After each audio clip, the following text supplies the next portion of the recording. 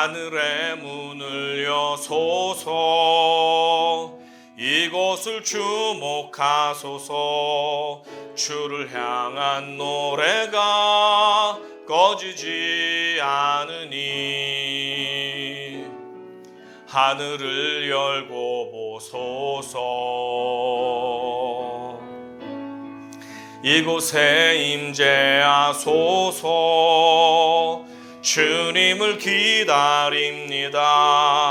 기도의 향기가 하늘에 닿으니 주여 임재하여 주소서.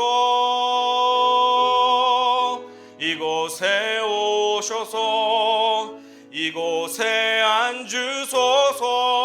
이곳에서 드리는 예배를 받으소서. 주님의 이름만이 오직 주의 이름만 이곳에 있습니다. 주님을 찬양하오니 주님을 찬양하오니 주님을 경배하오니 왕이신 예수여 오셔서 좌정하사 다스리소서. 예수. 이때 예수께서 갈릴리로부터 요단강에 이르러 요한에게 세례를 받으려 하시니 요한이 말려 이르되 내가 당신에게서 세례를 받아야 할 터인데 당신이 내게로 오시나이까? 이제 허락하라. 우리가 이와 같이 하여 모든 의를 이루는 것이 합당하니라. 이에 요한이 허락하는지라. 예수께서 세례를 받으시고 곧 물에서 올라오실새 하늘이 열리고 하나님의 성령이 비둘기같이 내려 자기 위에 임하심을 보시더니 하늘로부터 소리가 있어 말씀하시되 이는 내 사랑하는 아들이요 내 기뻐하는 자라.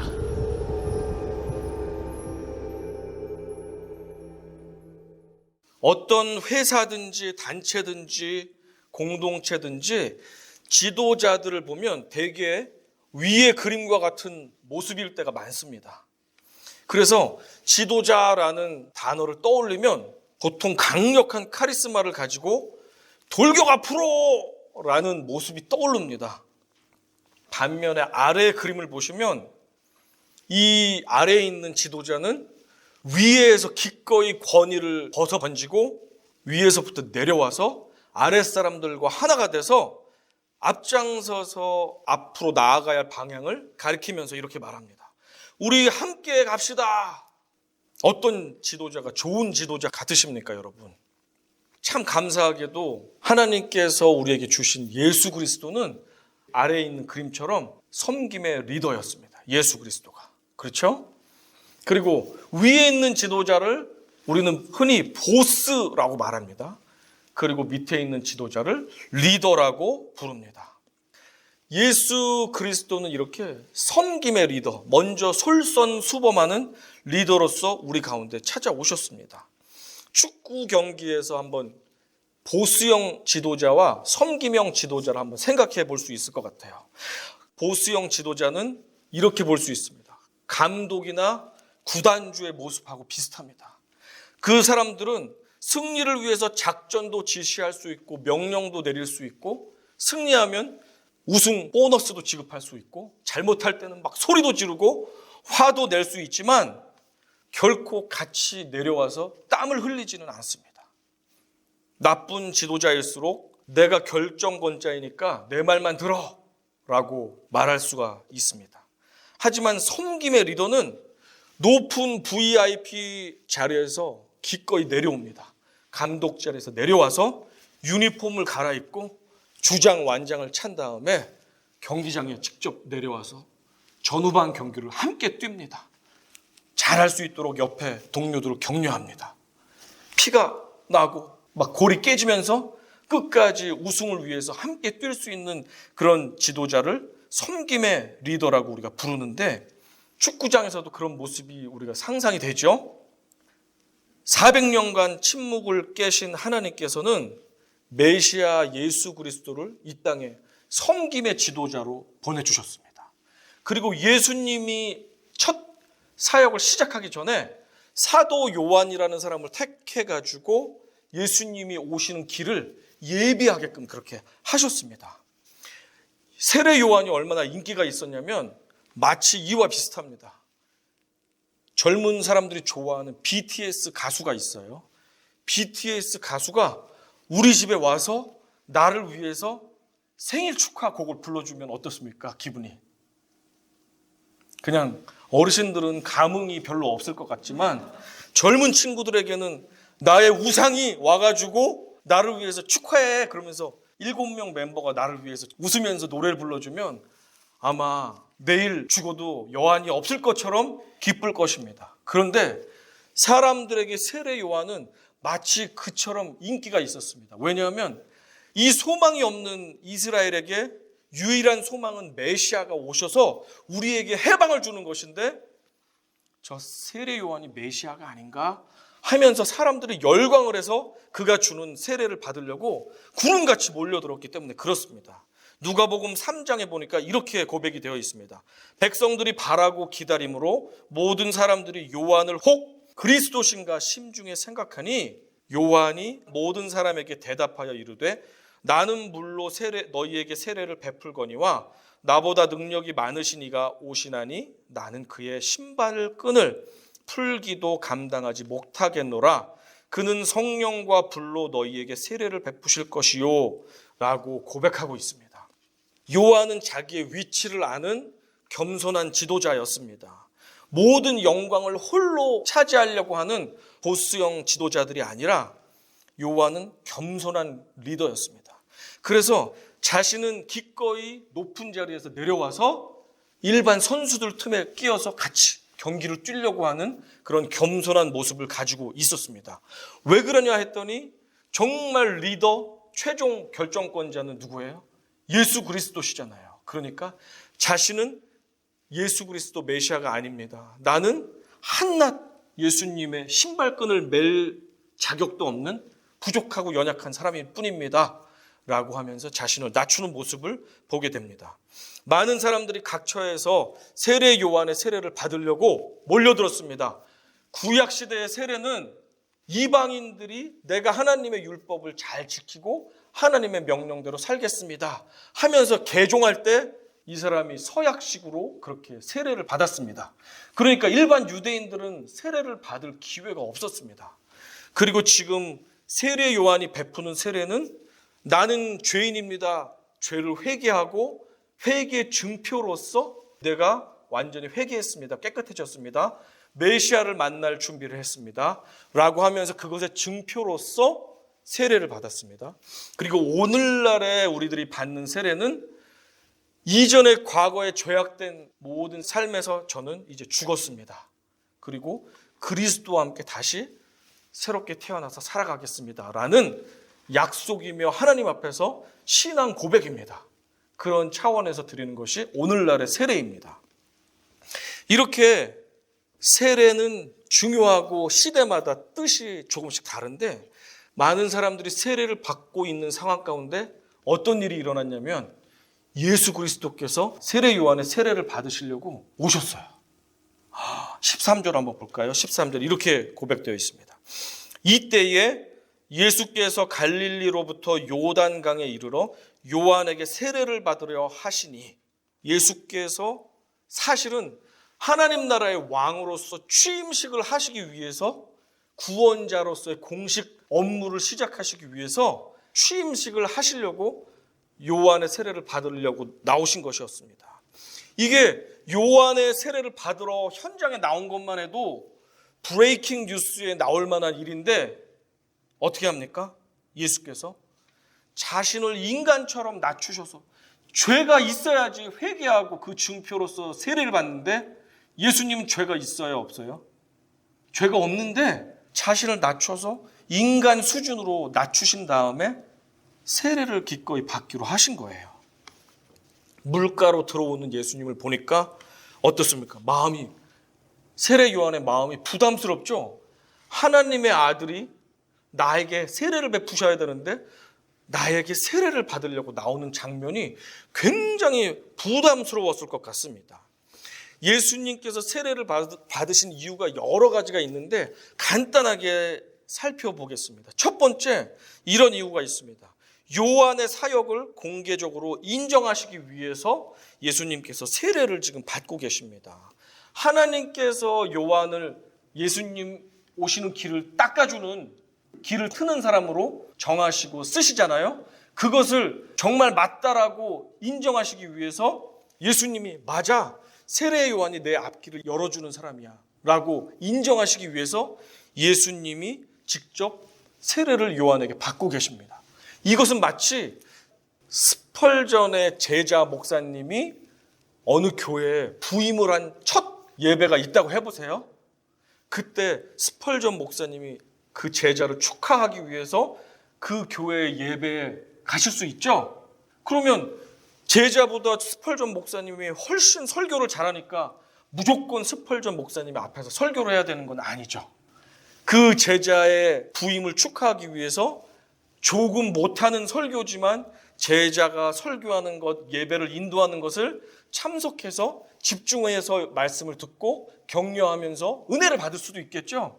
마치 예수님은 훨씬 뛰어나신 리더이고 지도자시고 하나님의 아들이지만 기꺼이 세례 요한의 세례를 받음으로써 세례 요한이 나의 앞길을 열어주는 하나님의 사역자가 맞다라는 인정을 해주고 계십니다. 두 번째, 영원한 제사장의 사명을 시작하기 위해서 예수님께서는 세례를 굳이 받으셨습니다. 왜냐하면 구약의 제사장들을 보면 하나님께로 죄인들을 인도해 주는 역할을 하잖아요. 그들의 죄 문제를 해결해서 하나님께로 백성들을 인도해 주는 역할을 제사장이 하는데 그 제사장의 직무를 감당하기 위해서는 정결하게 몸을 씻고 그리고 그 업무를 하게 되어 있습니다. 예수님께서도 그 죄 많은 백성들을 하나님께로 인도해야 되는 제사장, 영원한 제사장의 역할을 해야 되기 때문에 예수께서 굳이 세례를 받으심으로 자신을 정결하게 하는 의식에 참여한 것입니다. 세 번째, 온 세상의 왕으로 취임하시기 위해서 inauguration이라고 대통령 취임식이 있잖아요. 대통령은 미국에서는 1월 20일에 무조건 취임을 하게 되어 있다고 하더라고요. 그때 준비된 성경에 손을 얹고 자기가 성경을 고를 수 있대요. 링컨의 성경, 조지 워싱턴의 성경, 조 바이든은 집안 대대로 물려 내려오는 캐톨릭 집안인데 자기네 집안의 갑오 같은 성경에 손을 얹고 성실하게 나라를 위해서 헌신할 것을 선서를 했습니다. 이와 마찬가지로 온 우주의 왕이신 예수 그리스도께서 자신의 왕적인 사역을 시작하는 이 취임식 선서의 자리에서 세례를 받으심으로써 그 취임식을 갖고 있다. 우리는 이렇게 볼 수 있겠습니다. 네 번째, 삼중직의 부름받음을 위한 기름 부음을 위해서. 이게 무슨 말이냐면 제사장, 선지자, 왕은 세 가지 직이죠. 이 세 가지 중요한 직책은 부름을 받을 때 기름을 부었습니다. 머리에. 그런데 예수 그리스도께서는 이 삼중직을 모두 가지고 계신 분이시잖아요. 제사장의 역할, 하나님의 말씀을 전하는 선지자의 역할, 그리고 온 우주와 이 세상을 통치하는 왕의 역할을 모두 가지고 계신 삼중직을 가지고 계신 분으로서 기름 부음을 받기 위해서 이 세례식에 참여했는데 누가 기름을 붓습니까? 하늘이 열리면서 성령께서 기름을 부어주세요. 그래서 기름 받기 위해서 세례식에 참여하고 계십니다. 다섯 번째로는 죄 많은 인간과 동일시하기 위해서 그렇습니다. 왜 그러냐면 인간의 죄가 내 죄입니다. 동일해야 되잖아요. 그렇기 위해서 저 죄도 없고 온 우주의 통치자인 분께서 굳이 인간의 모습으로 인간의 뱃속에서 인간의 삶을 사셨습니다. 그리고 나는 죄가 없지만 있는 것으로 인정하시고 기꺼이 낮아지셔서 인간의 수준에서 세례를 받고 계신 거예요. 왜냐하면 저들의 죄가 내 죄입니다 라고 하나님께 그것을 보임으로 말미암아 피를 흘려 죽어야지 정말로 저들의 죄가 사해지기 때문에 그렇습니다. 이 장면을 신약학자인 레온 모리스가 이렇게 언급을 했습니다. 예수는 요한과 함께 서서 죄인들에게 회개할 것을 요청하실 수도 있었다. 그런데 예수는 죄인들과 함께 낮아지셔서 그들과의 유대를 확증하셨다. 예수는 적절한 방식으로 이루어질 구원의 과정에서 그들과 하나가 되셨다. 그렇죠? 예수님은 세례요한 옆에서 그냥 있어 주시는 것만으로도 모든 사람들에게 위로가 되고 축복이 되고 뉴스의 탑 기사가 될 텐데 그 죄인들이 받아야 될 세례를 직접 받고 계신 모습을 우리가 보게 됩니다. 이렇게 주님께서 하늘 보좌를 버리고 내려오셔서 친히 낮아지셔서 인간과 동등되게 죄인 취급을 받으시면서 세례를 받으십니다. 인류 구원의 첫 단추를 지금 끼고 계신 모습입니다. 빌립보서 2장 6절부터 8절은 그래서 이렇게 요약해서 고백을 해주고 있습니다. 그는 근본 하나님의 본체시나 하나님과 동등됨을 취할 것으로 여기지 아니하시고 오히려 자기를 비워 종의 형체를 가지사 사람들과 같이 되셨고 사람의 모양으로 나타나사 자기를 낮추시고 죽기까지 복종하셨으니 곧 십자가에 죽으심이라. 죽기까지 낮아지셔서 끝까지 겸손하게 순종하신 모습.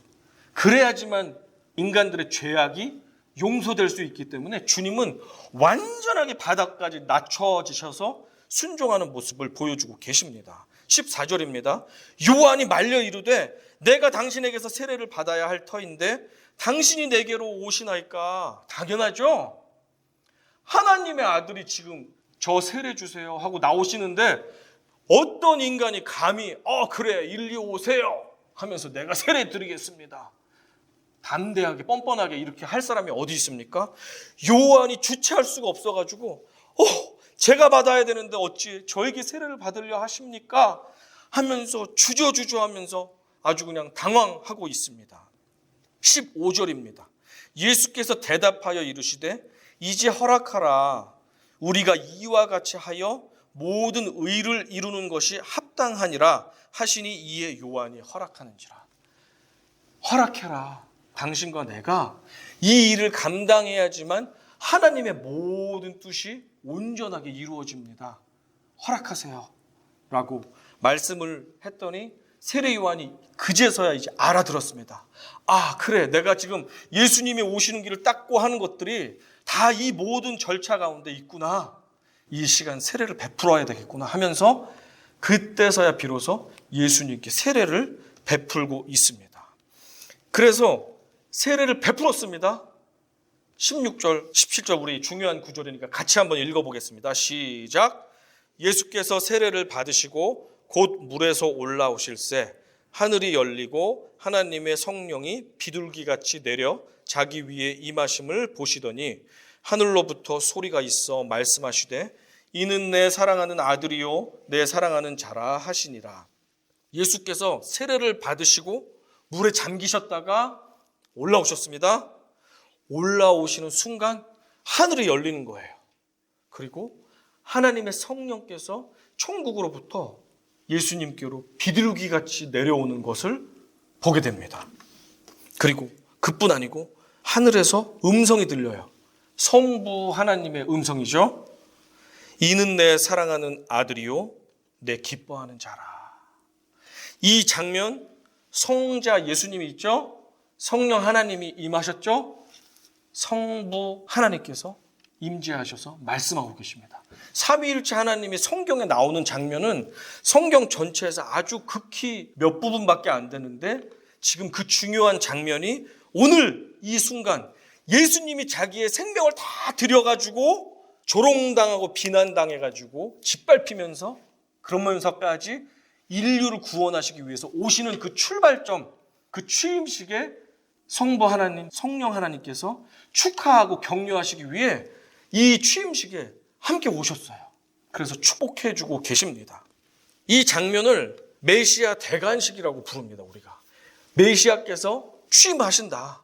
그리고 하나님 아버지와 성령께서도 참석하셔서 삼위일체 하나님이 모두가 기쁨으로 예수님의 구원 사역을 축하해주고 있는 모습을 보게 됩니다.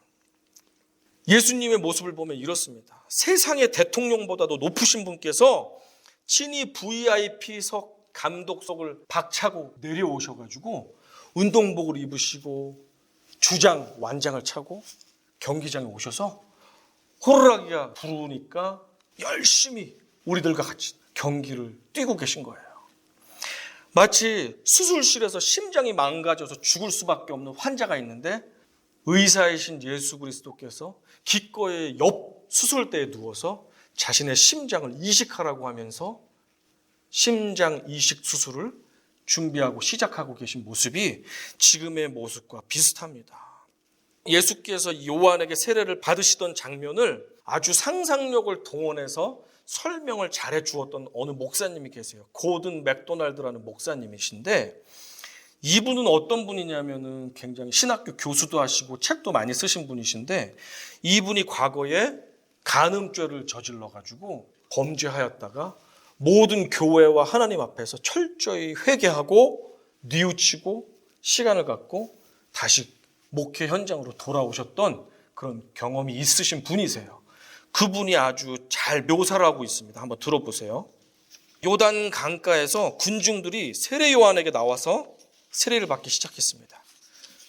주최 측 사람들이 몰려오니까 일을 체계적으로 효과적으로 잘하기 위해서 이제 테이블을 설치하고 사람들을 줄을 세웠습니다. 그러면서 한 명씩 접수를 하고 이름을 씁니다. 그래서 이름표를 하나씩 적어주면서 그 사람의 이름과 대표적인 죄명을 그 이름표에 적기 시작했습니다. 밥이 이제 테이블에 나왔습니다. 밥이 테이블에 나오니까 이 스텝진이 물어봤습니다. 밥, 당신이 지었던 큰 죄가 무엇입니까? 저는 사장님의 돈을 유용했습니다. 테이블에 앉은 사람이 큼직한 펜을 들고 이렇게 적습니다. 밥, 공금 횡령자. 다음 사람이 왔습니다. 이름이 뭡니까? 메리입니다. 메리, 당신의 가장 큰 죄가 무엇입니까? 큰 건 아니지만 저는 이웃 사람들을 험담하고 미워했어요. 메리, 험담자라고 기록했습니다. 다음에 이름이 어떻게 되십니까? 조지입니다. 당신이 가장 큰 죄를 지은 것이 무엇입니까? 저는 옆집 사람의 자동차를 탐냈습니다. 그렇군요. 조지 탐욕자라고 썼습니다. 그리고 고든이 나왔습니다. 제 이름은 고든입니다. 당신은 무슨 잘못을 했습니까? 저는 다른 남자의 아내와 간음을 했습니다. 스텝이 씁니다. 골든 간음자. 자기 죄명이 쓰여있는 이름표를 하나씩 붙이고 세례받을 대기 순서대로 줄을 서서 기다리고 있었습니다. 그때 예수님께서 세례를 받으시려고 나오셨습니다. 죄명이 붙어있는 사람들을 거슬러 올라가십니다. 그러면서 한 명 한 명 말합니다. 당신의 이름표를 나에게 주세요. 그래서 건네받습니다. 메리, 당신의 이름표를 나에게 주세요. 건네받습니다. 조지, 당신의 이름표를 주세요. 건네받습니다.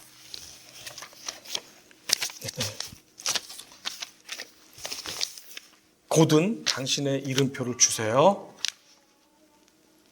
예수 그리스도께서 모든 죄인들의 죄를 가지시고 요단강에 들어가셔서 세를 받으시고 나오시니까 이 이름표에 있는 죄명의 잉크가 물에 녹아서 깨끗하게 사라져 버렸습니다.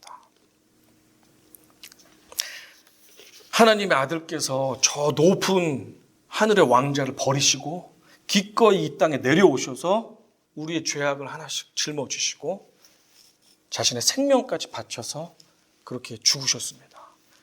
누가 그 예수 그리스도보다 더 겸손한 사람이 있겠습니까?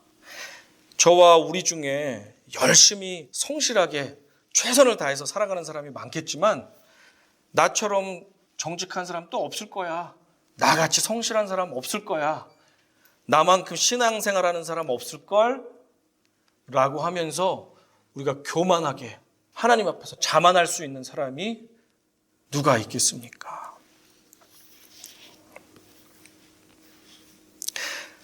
나병환자 마을에 선교하시던 어느 선교사님이 계셨습니다. 이 선교사님이 말씀도 전하시고 물품도 막 나눠주시고 나병 환자들은 여기저기 아픈 데가 많으니까 병도 고쳐주시고 하면서 사역을 했는데 사람들이 마음을 열지 않습니다.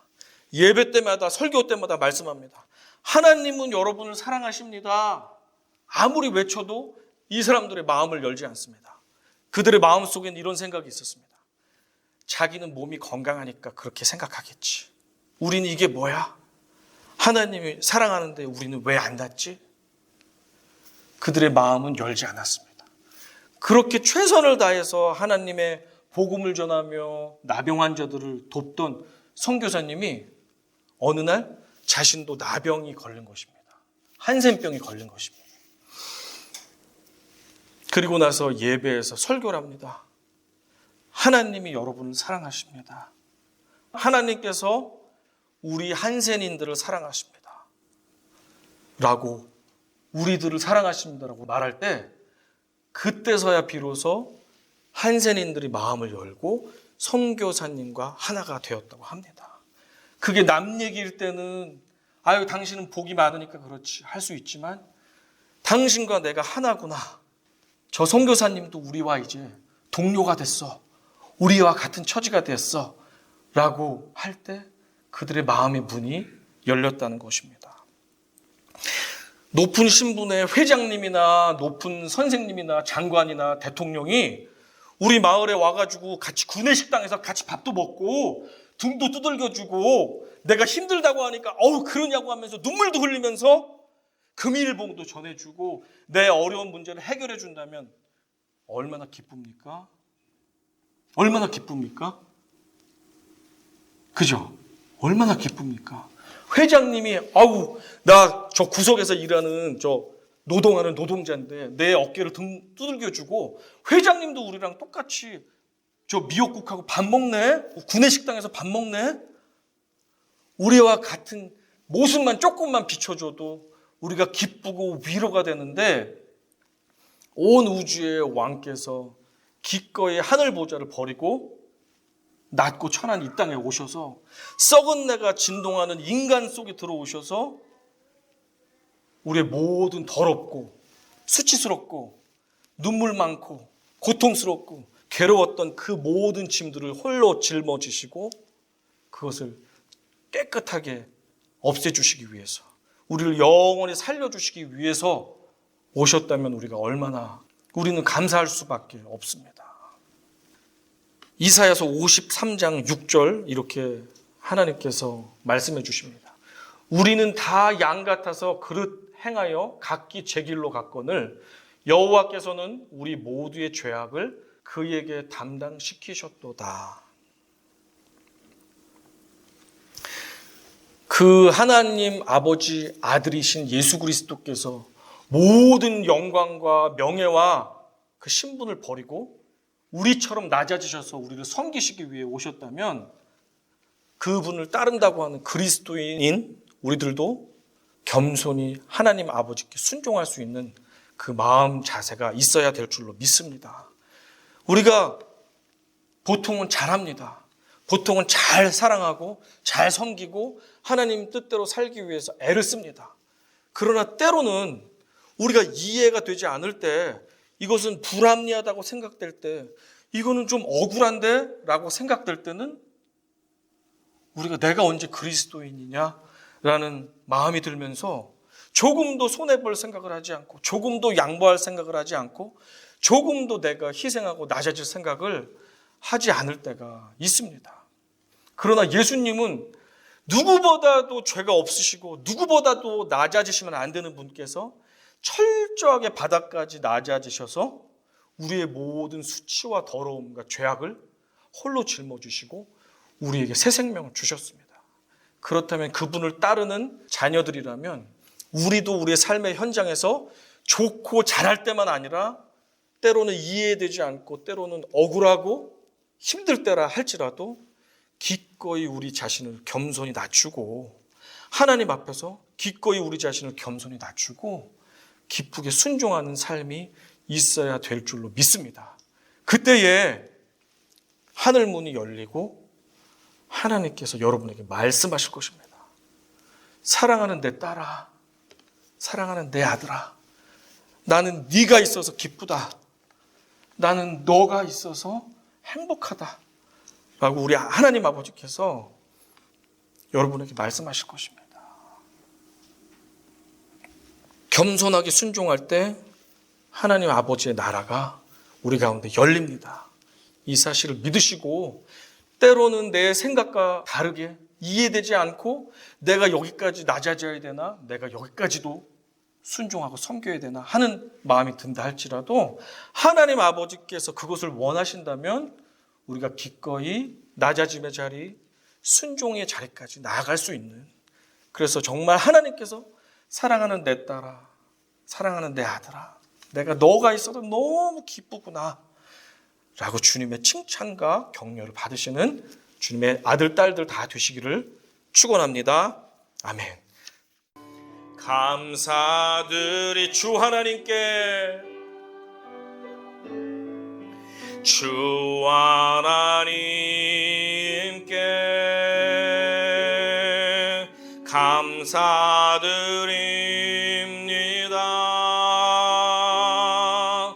이 땅에 오심을 찬양드립니다.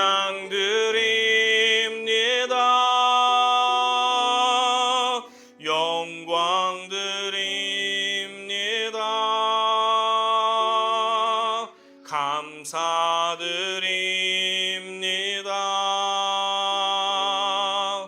영원토록